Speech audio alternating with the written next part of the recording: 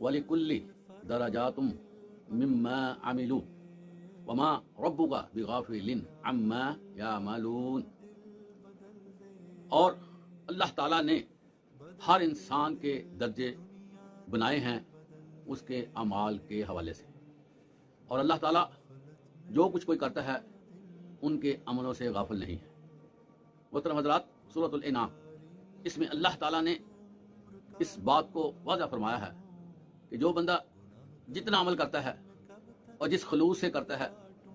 جس محبت سے کرتا ہے، جیسی نیت سے کرتا ہے، اس کو اس کے مطابق درجات حاصل ہوں گے، اور ہر بندہ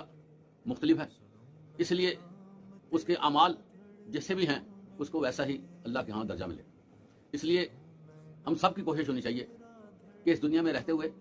جس کو اللہ کے پیغمبر حضرت محمد مصطفیٰ صلی اللہ علیہ وسلم نے